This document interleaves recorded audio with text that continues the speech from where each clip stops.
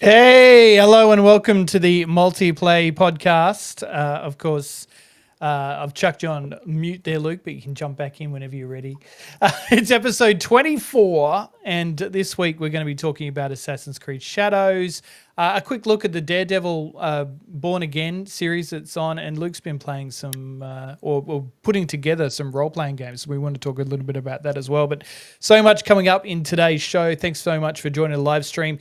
If you are joining the live stream tonight, make sure you comment so that we can see it and ask us any questions along the way. Join in.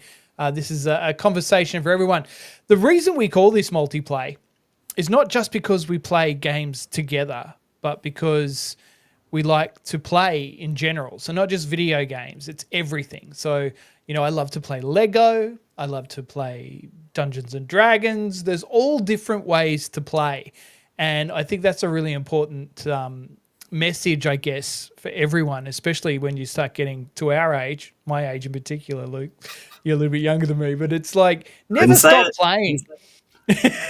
Never stop playing. Playing is just, it keeps us young, it keeps us happy, it keeps us entertained, and it gives us some escapism from what's going on in the world around us. So never stop playing. That's the message that we try to deliver through this. So first up, let's get straight into the game of the week, Luke. Oh, how you been anyway? Good, man. Good. It's been a good week. Busy, but it's been good. I'm ready for that sun to come back out. I've had enough rain. Right. We had a cyclone, then we had sun, then we had rain again. It's the Crowded House song, 4 seasons in one day. All over the place. Yep. Good old Queensland. Yeah. So this week, I've been playing Assassin's Creed Shadows, which just got released today. So it just came out for everyone else to play today, which is exciting. My review is up last week, saying that you were early. Yep, so we can finally talk about it, which is really good. I've put my review up at docudarko.com if anyone wants to go and read it, if people still read things. But that's there, so go check it out. I'll just give you some kind of AI and get it to read it to you. Yeah, that's it. Yeah, chuck it into one of them. Look, I really liked it. I gave it a 9 out of 10. There was lots to like about the game. I think it's a really, like I said before, like Multiplay is all about entertainment and escapism, and I think that's what I get from these games, these Assassin's Creed games. Are you a fan of the Assassin's Creed games at all? I am, definitely. I'm not a completionist. I haven't played all of them. I don't usually play them to the end. I usually drop off about, halfway through, get my feel. But I really liked 2. I loved 2. Right, yeah. Ezio, Italy, running around on rooftops, stabbing people. But that was back when Assassin's Creed was really the core game, wasn't it? Yeah, it was like the first one. I remember playing the first one as well and being like, oh, it was okay. But I think 2, it was just, the story was enough to kind of keep you in it. But it was just, I liked exploring the cities, I'm a bit of a history buff, as you know. So just running around Venice or Florence or wherever, and just exploring. Love that stuff. Yeah. So that's a lot about what I like about them as well, is I enjoy the history. I like the geography of it. As well, which I think is really good in a lot of games. I love Black Flag. I think that's one of the best Assassin's Creeds. I love that game. It's very different to the rest. But I really like Shadows. I think Shadows, and I've always had an affinity for Japan, and in particular feudal Japan. I think it was because I grew up watching a lot of samurai movies. From the Kyoto studios there in Japan. Your 7 Samurai and 13 Assassins and things like that. And this game reminds me a lot of those movies. Even the way that, when you do special attacks, it sort of goes that black and white with the red slash through it. And that real sort of, that classic sort of Japanese art that I love about it. One thing I really want to mention about the game is the seasons. We talked about 4 seasons in one day before. It's 4 seasons in one game. So when the seasons change throughout the game, it actually affects the way that you use your stealth. For example, in winter, you'll see icicles along the rooftops. And if you throw a shuriken at them, they'll drop down. And so that'll alert the guards to go investigate so there's things like that are really cool. Also, grass is at a different level throughout the seasons as well. So if you're in winter, there's hardly any grass. In spring, it's shorter than it is in summer. So it's more difficult to hide in winter than it is in. yeah, so you might have to lay prone rather than just crouch. Oh, okay. So really clever little additions like that pop up throughout the game. And I think, it does seasons very well, and it's a very beautiful game. Like it just, I often I find it, I don't want to compare it to Ghost of Tsushima, which I think is one of the best games ever made. But it does have that feeling of beauty that Ghost of Tsushima has, that classic sort of Japanese landscape with the cherry blossom trees and the wind wisping through and the long grass, and it's just got that beautiful, picturesque, picturesque, beautiful feudal Japan look to it. So I think there's a lot to love about that as well. And so what is it like gameplay wise? Like obviously it's in the title, but is it very stealth based? Or can you just go in there, get the sword out and just hack everyone to pieces? So a bit of both. It depends on which character you're playing as. So in the moments that you play as Nawe, she's more of a shinobi, so she's like the ninja. So her gameplay is very stealthy and very attack from the rooftops and sneak. Whereas Yasuke is a full-on samurai. So he's a brute. So he's a big bloke, and he's all about crashing through doors and using his brute strength, and he's a bit of a tank. So yeah, it's great the way that they interlope the two characters throughout the game. The one thing I don't like is when you do swap between characters, there's a really lengthy load screen. Well, I'd say lengthy by today's standards. So and I guess it's changing everything in the game to suit that character. So there is that, but it depends on how you want to play. You'll gravitate more towards one character, and I found that on my playthrough, I played a lot more as Naoi than I did as Yasuke. Okay. Yeah. I think we're pretty spoiled now with load times with like PS5 and modern. I know, right? Yeah. Yeah. So whenever there's a load screen, you're like, "What's this? I don't like these. We used to have these. Do we still have these? What's this?" I remember Skyrim on PS3 was like, epic. You go through a door and then go make a cuppa. Yeah. There's a weird thing in the game. It has settlements, right? So you have your settlement where you put all your favorite weapons on display, and all the characters you meet along the way hang out at this secret settlement. So, and you can design it the way you want, and it feels a little bit out of place in the game. Like it's kind of settlement builder, but I don't think it's not a game breaker by any means. And speaking of game breaking, there's no bugs, none that I found, none. Yeah, wow. And I think that's a testament to the team who built it, that they just kept putting it back and saying, we want to make sure the right version of this game gets released to the public. And so that's for the first time in a long time, I came across, I can't remember a bug, not one, throughout the game when I played. That's something about a big open world game like that. That's unheard of. Yeah. So I'm just trying to think, and no, because if it did happen, it would stand out to me for sure. But no, I'm positive throughout the game. 9 out of 10. I'm gonna have to give it a go, eh? It's worth checking out, and we're actually doing a giveaway. So if you want, you can head to docydarko.com. That's DOCCY, DARKO. It's down the bottom of the screen here. There. We're giving away 5 copies of Assassin's Creed Shadows on PS5. So if you've got a PS5, enter to win now. Just tell us in 25 words or less what your favorite Assassin's Creed game is. And you can also subscribe to the Multiplay podcast on Apple for extra entries and lots of other things. So get in there. Pretty cool. What have you been watching on TV this week? This week, what have I been watching? Look, it's a guilty pleasure. But me and the missus love a bit of Survivor. So I've actually been watching Survivor this week. Welcome to our pop culture nerd podcast, everybody. Guilty pleasure. But oh my God. I also obviously keeping up with Severance, but we've spoken about that. But I have been meaning to get back to Daredevil. I haven't actually watched any more after that first episode dropped. Oh, so you've only watched the first episode? Yeah. Have you been watching some more? Oh, man. Because I really wanted to talk about what happens later on, and I won't now. Okay. Well, we No, didn't do spoilers last time, did we? I don't think we did. yeah, no, we didn't. But I feel like, people who are going to be watching and listening to this podcast are going to be up to date on Daredevil Born Again. Go for it. No, I'm not going to Go spoil go. it because it's massive. Is There's it massive things that happen. Yeah, like it's really in what big. episode 3 or I just finished episode 4, and at the okay? end of episode 3, there is a massive thing that happens that is just jaw dropping. It is, yeah, it Well, is one I of might those be picking moments. up It's like tonight after we do this. I might have to catch up. catch up, man. It is the best. Like it is a perfect continuation, I think, of the Netflix series. I think D'Onofrio is given the performance of his life in it. I think he's great.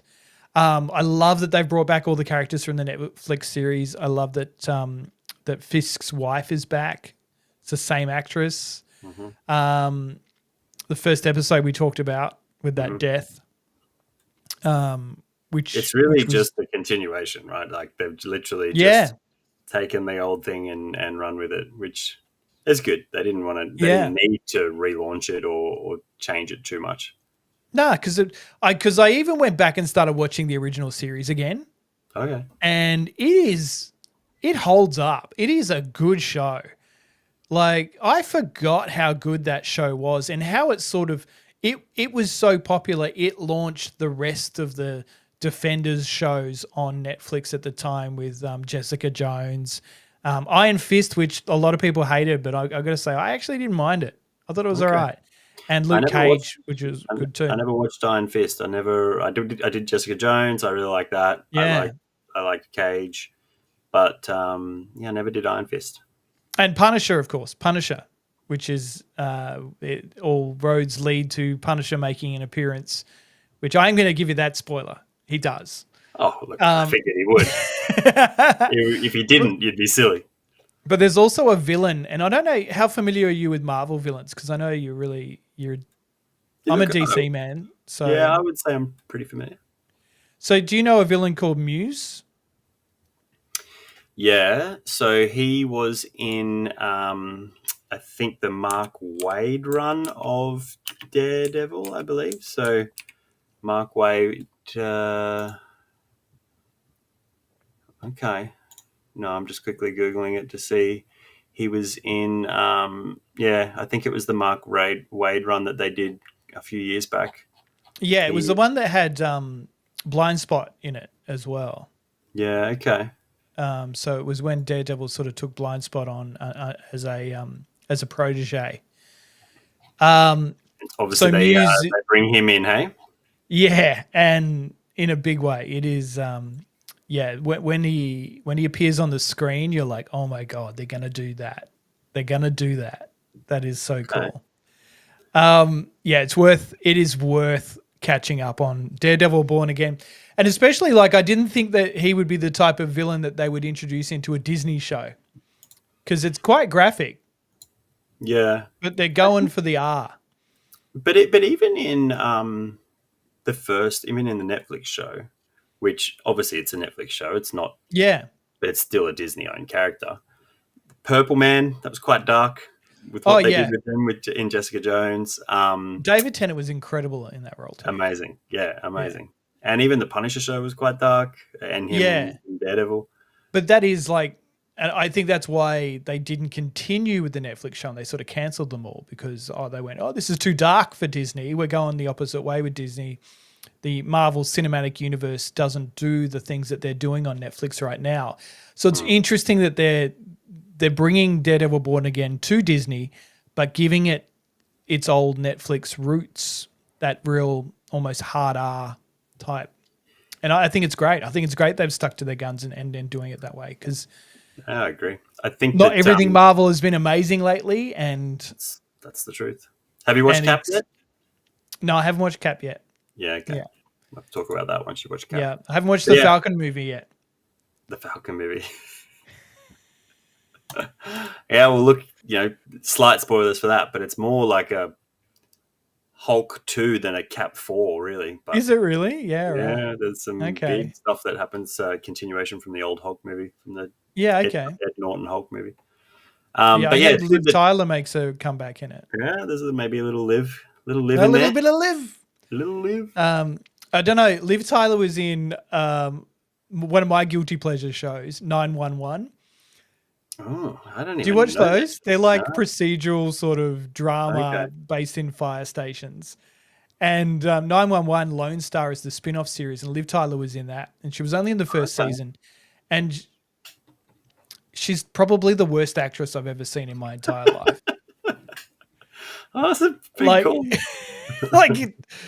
like, yeah, she gives Phoebe from Friends a run for her money because she is in the show. You can see why she only lasted a season, and in fact, it was good that she only lasted a season because she was replaced in the second season by Gina Torres from Firefly and Yep. Suits and all those. She's good. And she's amazing in it. Yeah, she's so good. So, but yeah, if you want a guilty pleasure, the 911 series are great, and they're just about to do a new 911 Nashville, and it's going to star Robin, as in Chris O'Donnell Robin. Chris O'Donnell Robin. Yeah. Okay. Nipple Robin. Nipple Robin. So he's going to be in it. So yeah, that's a new season that they're going to be launching very soon. I'll tell you, Cat 4, very limited Liv, if that makes you feel better. Oh, is it? Yeah, that's good. Not a lot. You know what?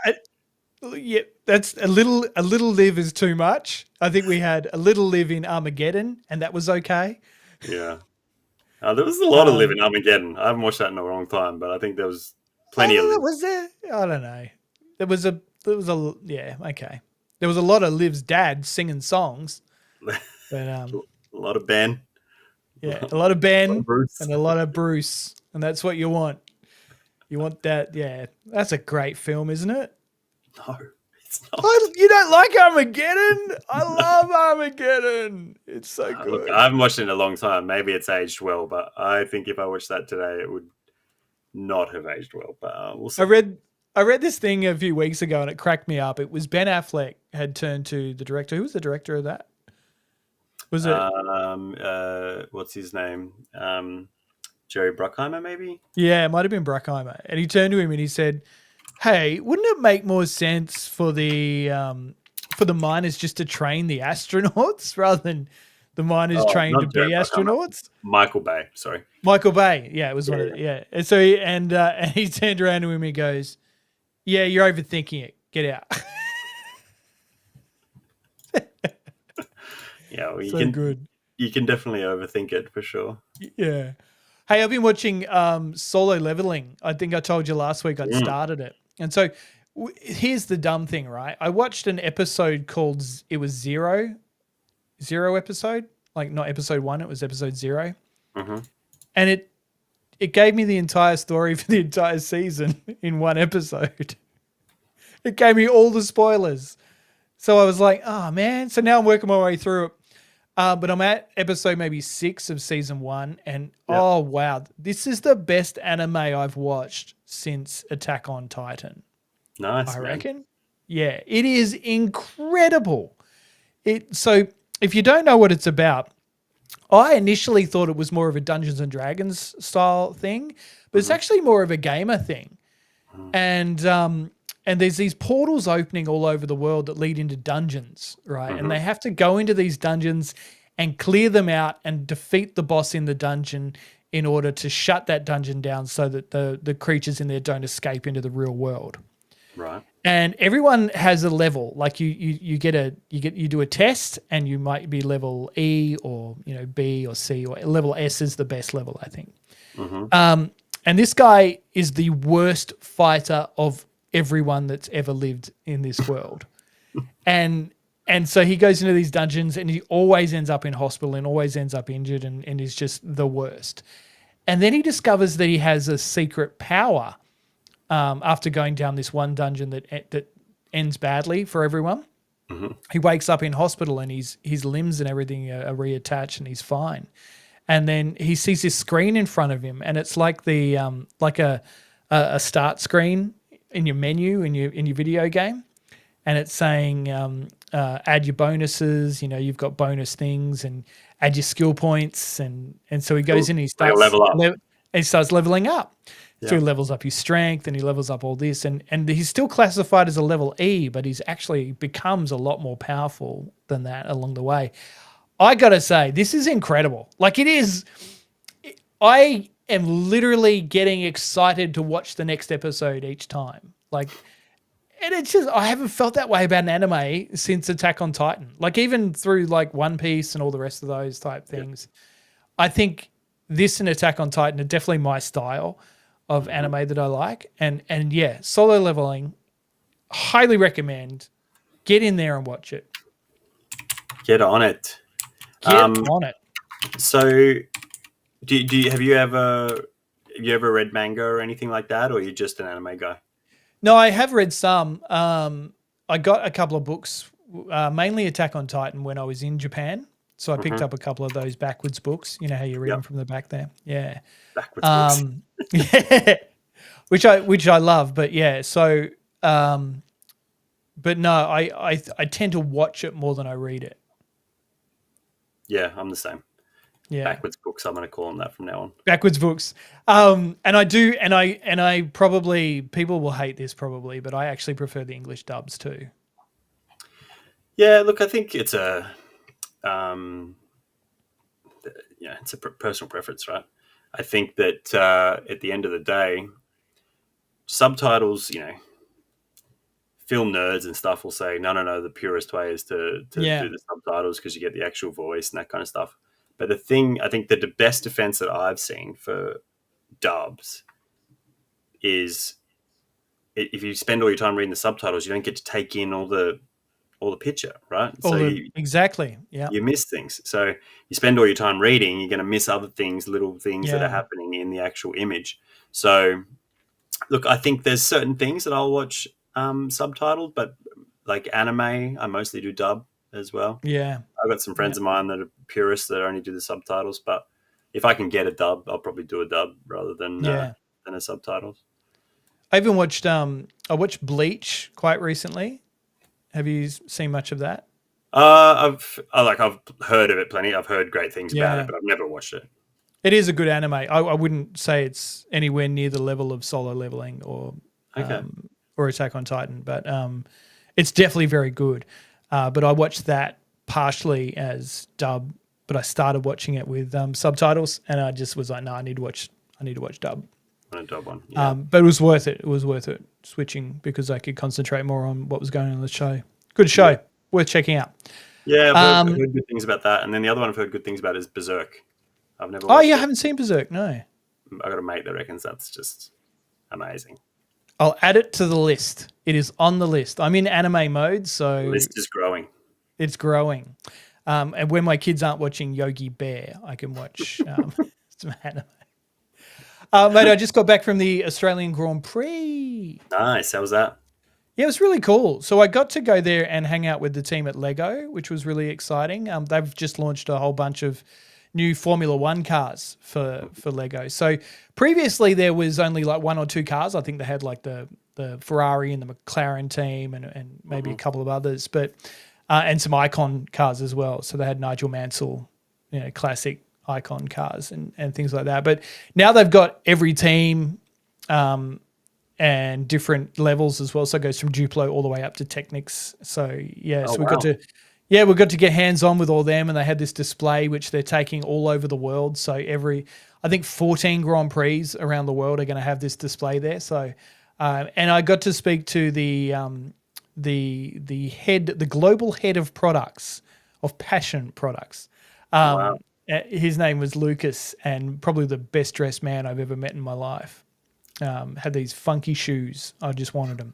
But yeah, so it was really good talking to him and getting an understanding of why they do things and what's coming up as well. So they're going to release Bluey sets soon. And I'm a Melbourne Demons supporter for the AFL. So they're doing something with them as well. So we're looking forward to all that getting released soon too. Who do you support in the AFL? I don't support the AFL. You don't support the AFL? Not that I don't look. That's questionable.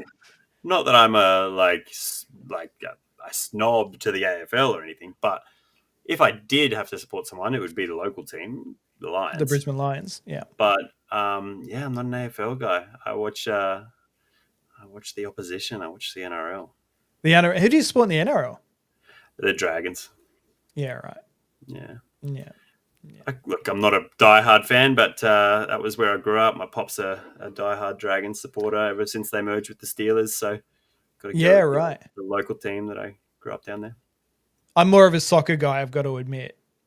And last week, we'll go sport for a second here, even though this Yeah. is way off. Last week, I just You want to give me brag. heaps for watching Survivor. Yeah, I want to brag because the team I support, Newcastle United in England, they won their first domestic trophy for 70 years. So to put that in 7-0. perspective, I have never, ever, ever seen my team lift a trophy Wow. as long as I've supported them. So what did they win? Not the Premier League. No, it was the Carabao Cup, which is the League Cup, which is probably the minor cup of all the cups. Okay. But it's still a cup.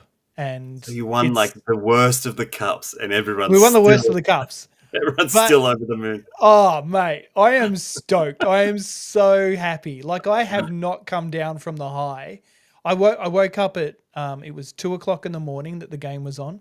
Yep. And I just was. It's one of the reasons we didn't record a podcast on Monday. Screaming in the living room. So because the kids are in bed, so I'm silently screaming. So we score a goal, and I'm like, headphones on, and I'm like, yeah. I'm like, just be quiet, but also be happy. So what's the history great, there? great. How did you become a Newcastle United fan? It was funny. My mate Lee, Steam Kittens, you know. Oh yeah, yep. Yeah. So my mate Lee and I used to watch the soccer on SBS because back then they only had like a Monday night highlight show. Mm-hmm. And so we didn't get to watch full games, but we'd watch that. He was a Manchester United supporter, is a Manchester United supporter. Said something that you guys were both up at 10:30 watching SBS, and just the soccer happened to come on. Yeah. Because back in the days, it was just sex and bloody soccer. So then I had to pick a team, and I picked. I was tossing up between Nottingham Forest and Newcastle, and I just liked the way Newcastle played, and they had these cool players like Les Ferdinand, and then Alan Shearer joined them, and so I've been and Tino Espria and players like that. So yeah, good fun, good times. That's awesome. So who did you make?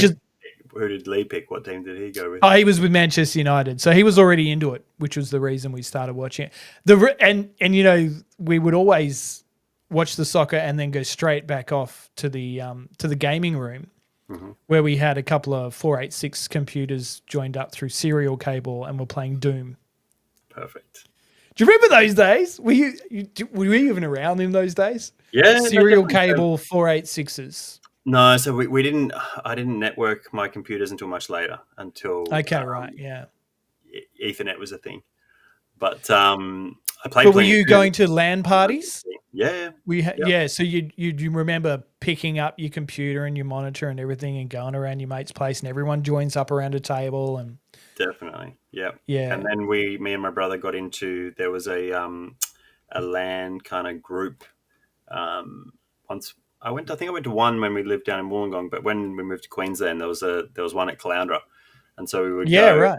And it was like every month or so. I think last Saturday of the month or whatever, we'd go down, and it was a big like rec center kind of thing there down on Sugar Road, and everyone would hook up and just game all day. So good. So good. What were you playing then?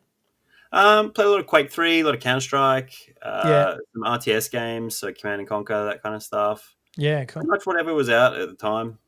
Warcraft 2, StarCraft.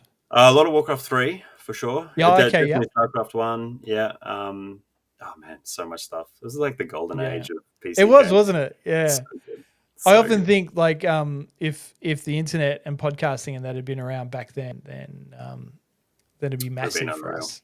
Oh, it would have been unreal. I remember if there was ever an argument, it had to be settled via Quake 3 1v1. Just duke it out.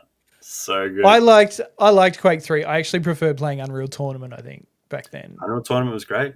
Tournament was great. And then, Duke Nukem. Duke was great. I wish I could play those games now, and like there was some people playing. I'm sure there is somewhere, Yeah. I guess. But I don't know. I just want to have another LAN party.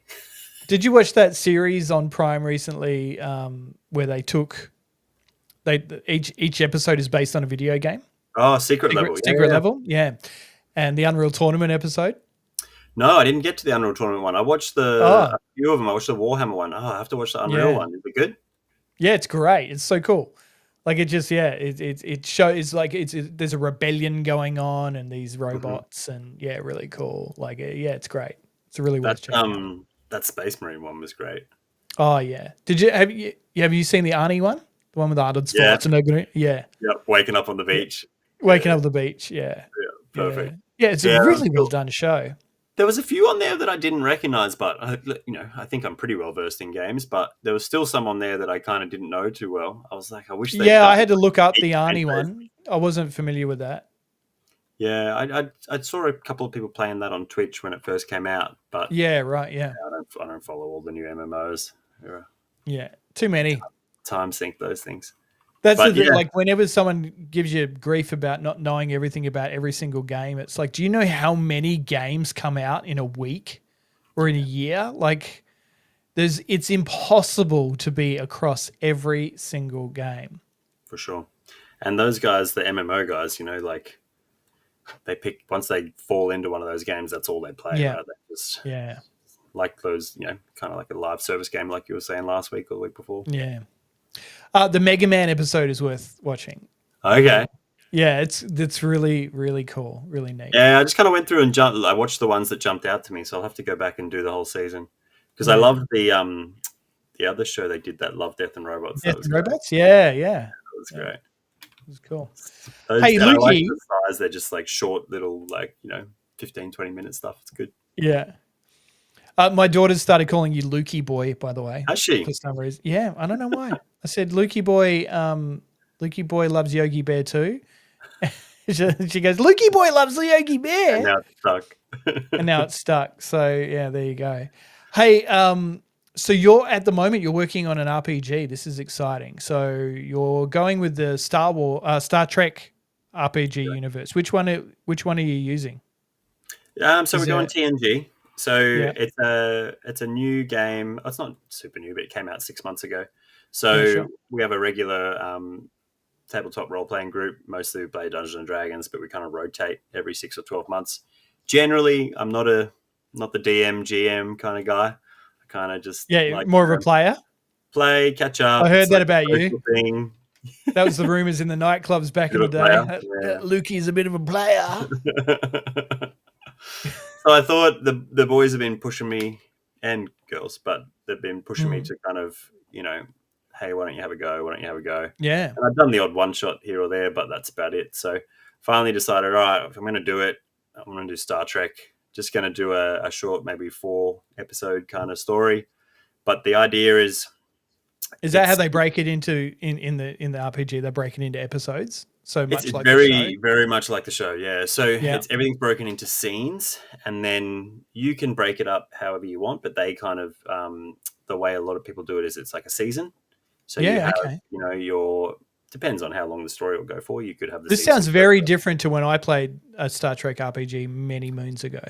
Yeah, so there's been obviously multiples over the years. This one that came out is called Star Trek Adventures. So the first version came out in 2017. And then they've done a new version that came out 6 months ago. So probably, I think it was August. And this second version, I had all this stuff for the first version, and I was going to run the first version. And then I did some reading about the second version, and everyone was like, look, second version's even better. They've simplified it, but made it a lot more, not that it was difficult to play the other timelines in the old one, but it was very focused on TNG. This one, they've kind of opened it up a bit, and you can play 32nd century from where they go in Discovery all the way back to the original series and anything in between, Enterprise, whatever you want to do in Star Trek. If there's been something in that part of the universe or that timeline, you can play it, which is cool. So it encapsulates all Trek. The rules are nice and simple because, you don't want to get bogged down in, I've got to roll 16 dice and then do all this math and then figure out, it's all about just having fun, right? So so I went, okay, I'll run the second edition, and then I've just fallen down this rabbit hole of looking, trying to make a good story, but also just be up on the rules enough, because it is my first time running a game, that I Yeah. can, manage the crew and how it's all going to play out, but guide the guys in a certain direction. And first session was last week, so we had a session 0 the week Oh, before. good. Yeah. Create characters, and then first session was last week, and it all went pretty well. There's I won't give away the story, but there was an altercation on the edge of the neutral zone. Okay, and you can tell me about what's happened so far, obviously. So, Of course, yeah, of course. yeah. There's no. I'm sure that we won't give away too much future stuff, but I'm sure. Yeah. But what, up to this point, what's happened? What sort of characters have they chosen? So we did character creation. I was going to make just random characters and hand them out, but I think it's a bit better if you make your own. So everyone made their own character. Obviously, we have a captain who is a Trill. Cool. Captain Moss and Jadzia Dax. Oh. Yep, exactly. It's so cool now too, with all the stuff we have. Like, I punch in the description of each character into GPT, spits out this amazing image, and what I've done, right? You'll like this. I've got a little mini projector that I put up on the wall, so I have whatever the crew can see at that time up on the wall, whether it's the bridge or out into space, what ship they're looking at, all that kind of stuff is up on the big screen. So it's like the view screen of your ship almost. Exactly. Exactly. And so then I put the character, all the characters up on the big screen, and the little, their name and a profile pic kind of thing. And then a big map of the galaxy up on the wall, so that when we get to certain areas, we can put the map up and stuff, which is cool. So it's a lot. It's cool now, all the stuff you can do with this. And there's a really great app. Oh, man, I forget who made it, but there's this website which is a character creation website, and it is amazing. Like, really? If D&D had the same thing, I would use it all the time. You go in, you hop on the website, put in what books you want to use. All the character creation is all kind of automated. It just makes character creation a breeze. It's amazing. Yeah. And then it spits out this nice PDF at the end for you that you print out, and there's your character sheet. It's just so nice. Very handy. So good. So tell me more about this Trill. This Trill, is it joined? Yep. Symbiont? Yeah. Yep. 100%. So joined Trill captain. We've got a security officer, a human security officer. We have a Klingon, human science officer, Klingon security officer. It's basically Worf. Doctor. Someone's made Worf. Someone's made Worf. Female Worf. A female Worf. So they made B'Elanna Torres. Yeah. Yep. From Voyager. Yep. Which is cool. And then we have an Andorian security officer on board as well, missing an antenna. Seen better days, fought some battles. There's something to do with that too, isn't there? If they miss an antenna, it's like I'm not sure. I'm pretty sure it's like a bad thing culturally. Is it? Okay. Like they're seen as not having a penis or something. Spoilers. That's going to have to come into next week's episode. I think. Like, don't quote me, but from memory, yeah. So so story is we're on a Galaxy class starship, so it's Enterprise D essentially. Yeah. So we're only doing a short campaign, so let's go guns blazers and take the best ship in the fleet. So it's not the actual Enterprise; it's called the USS Valiant, and the Valiant is doing a mission.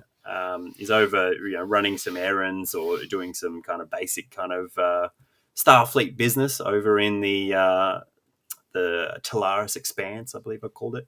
And so en route to their next destination, they pick up a distress signal from a Federation ship in the neutral zone.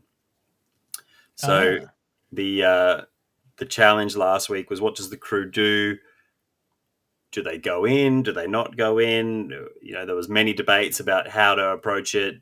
They tried to transport over. They tried, a few different things to kind of get to this ship. But at the end of the day, they had to take a shuttle and go into the neutral zone. So risked it for the biscuit, and to help this crew of another starship, which they found. And then after many rolls and role playing, once they boarded the ship, they found that it was a displaced Federation time ship from 30 years in the future that had ended up back in their time period. and it's a very militaristic, warlike ship, which everyone was on board was dead. There was a temporal anomaly nearby from a collapsing star, which they think is what brought the ship back in time. And the episode ended with Romulans decloaking in the neutral zone, capturing them, just leave the ship on their shuttle, and demanding that they hand over all the logs that they downloaded of this time-displaced ship. Wow. This Yeah. sounds. I love time displaced episodes of Star Trek. Yesterday's Yep. Enterprise and things like Yesterday's that. Enterprise is so good. Which is probably the best. Time's Arrow, Yep. things like that. So this immediately captures my attention. So yeah, it's really good. I So, can't and wait then to hear more. ended on temporal shockwave, hit the ship, and now they've been transported into the future. Great. So we So were 30 years into the future. 30 years into the future. They were But hailed. it's not a great deal in the future, really. Like it's No, not. it's pretty close. Yeah. Yeah. But they were hailed by a future version of Captain Moss, our Trill captain, who is an admiral now. So that was the cliffhanger okay. ending for That's episode the 1. cliffhanger. Yeah, so we'll I find love out it. That's great. And so you ended at the end of episode 1, and so next week Yep. it'll be. To be That's continued. cool. That's really cool. How Yeah, long's man. your session going for? So it'll probably run for 4 weeks, I think. So 3 or 4 weeks. Yeah. So the session 0, originally it was planned out for session 0 and then three-parter. But we kind of, not that we got through as what I thought we'd do last week, but you can. It depends on the players, right? They can really go. You think they're going to go left, and they go right, and then we get distracted for a little bit. So certain things might take a little bit longer. So it'll be 3 or 4 weeks, I reckon. Yeah, great. And has there been much conflict within the team? No, look, our guys we've been playing together for a long time, so there's no real conflict between the actual crew. The security officer, the Enduran security officer, is very gung ho, so he's always flying off, not half cocked, full cocked, a lot of the time. But it all kind of went really well. It was good. So I'm excited to do the next one. We'll have to run a game. I've got another couple of. I've got a pre-made campaign from one of the books, which looks pretty cool. But maybe we can mix it up a little bit and do it a session. That'd be awesome. We totally need to do that. I want to play a Bajoran captain. Yeah. We actually, I played a Star Trek RPG many moons ago. I think I mentioned before. And we had a lot of conflict in it, and so it didn't actually run that well. And it wasn't the fault between the players or the crew. It was between the crew, but through probably the players through the crew. Our DM was amazing, really knowledgeable, came up with everything, really super knowledgeable on Star Trek. Probably the one person on the planet I think knows everything there is to know about Star Trek. Yeah. But we had an issue with it was a Klingon security officer who just wouldn't follow orders, and so I think he was an ambassador on the ship. So there was some sort of exchange program. We ended up with a more Klingon than a Starfleet Klingon, and so I found I just had to constantly put a force shield around him and beam him into the brig. There's no cooperation happening on that crew. No, it was like, I'm the captain. You got to listen to what I say. But we had I think we had a Voyager class. Oh, was it? The same as the Voyager ship, Intrepid class. Yeah, Intrepid class. I think we had that. I think that's what it was. It was like I said, it was a long time ago. My favorite, my favorite starship from all of Star Trek has to be the Defiant, though. Really? I love that ship. Yeah, but you're a big DS9 guy, huh? Yeah, it's just like it's got all the cannons, and it's like it's underpowered or whatever, overpowered for a small ship. So it's constantly Nah, man, I love. I don't know. It's got to be the Enterprise. It's got to be. I don't know which Enterprise, the D or the the D is the classic, right? The D is the quintessential Star Trek ship for me. But I think I actually liked. A lot of people didn't like it, but I like the Sovereign class. That one that they get later on in the movies looks pretty badass. Yeah, I love that. I love that ship. Yeah. That's the E, right? Yep, Enterprise E, Sovereign Yeah. class. Yeah, oh, look, there's so many good ones. Yeah. What's the No, one the with the really Defiant, long nacelles? Is it the Constellation is Kirk's, I think. But yeah, I don't know. which was the Oh, Excelsior, yeah, right? That was Excelsior. it was Enterprise B and Excelsior, maybe. Yeah, man, they're all so good. They're so iconic Star Trek ships. And C was similar to a Galaxy, but it was like Yeah, so Excelsior's the one. Yeah, you're right. The long nacelle. So that must be that was the Enterprise B, wasn't it? yeah, I think so. You would love. There's this in the book. There's a little cheat sheet for Yeah, it's called Technobabble. So yeah. whenever you're in a situation, you roll a d20, and you speak to the engineer and you say, okay, you've rolled this. You're doing a repair on the computer, and the engineer can roll a d20 and say, get a 15, and it'll give you words to string together to make like a Really? saying. Oh, what are you doing? Like the power coupling to Yeah, Fry and Captain. Like, officer, whatever. Can you fix yeah. up our power? Yes, I'm going to reroute main power via this constrictor coupling to the warp core. Oh yeah, perfect. Get that done. Yeah. That's so funny because that reminds me when we were playing the Star Trek Bridge Crew VR game. And Yep. so there was the group of Amazing. us, I think, how many? We had like 4 people playing that. Yep. And we were trying to do Technobabble while we were playing that. That was so Yep. much fun. Like That that VR game. game. Oh, Man. you go. No, I was going to say it's amazing. I love it. It is. Yeah. That was one of the first things I was ever exposed to with VR as well. So, Beat Saber and all that as well. But Of course. but when you were like, oh man, you got to get this Star Trek game. And so I downloaded, I think it was like the night I got my VR, and we were playing it that night, and I had it linked up because I didn't have it on MetaQuest. I had it on PC, so I had it linked. But oh wow, I was just like, we are on the bridge. This is so cool. Yeah, what a great way to play. I completely forgot about that game, and now that I'm just so deep in Star Trek at the moment, reading and stuff to make this campaign, I Yeah. think we need to play that again. We need to play it again. Yeah, because we weren't very good at it. That was the other thing. We were a terrible crew and deserved to blow up every single time we played. I think there but were now like I think 5 the stages passion's for there each for it. mission, and we would get to like stage 2 or something. Yeah, yeah, yeah. No, we need to get back into that for sure. That and Did they do? talk about mini golf. Did you? Because like you said, we we're playing that on PC. Do you know if they? I wonder if they did any upgrades for like the Quest 3 or anything that to make it a bit more high fidelity. Not that it was bad, but I guess there's the Quest 3. You can do a bit more with that thing now that it's. Well, here's our mission between now and the next podcast, which will be next week. We need to play some VR together and put that to the test so we can let everyone know. I think that's a great idea. Great idea. That's why we tell our wives that we have to play VR tonight because it's research for the show. What a shame. What an absolute shame. Well, I think that should just about do us for tonight anyway. So I think we've covered off on everything. Make sure you go and grab yourself a copy of Assassin's Creed if you want it on Xbox or PC. But if you want to win one on PlayStation 5, then head to dokidarko.com and we're giving you the chance to give you a copy of that. So worth checking that out, dokidarko.com. And, of course, we'll be announcing it more in the radio show on the weekend as well. You can listen to the iHeart Countdown across regional radio in Australia, where we give you the gaming segments, and we'll tell you more about Assassin's Creed there as well. Luke, thanks so much for your time.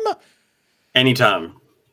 And of course, we'll chat hopefully again next week. We're trying to turn this into more of a weekly pod now, so remember to like and subscribe and share and do all those things because it helps us out and helps us tell our wives that it's okay that we do this thing every week.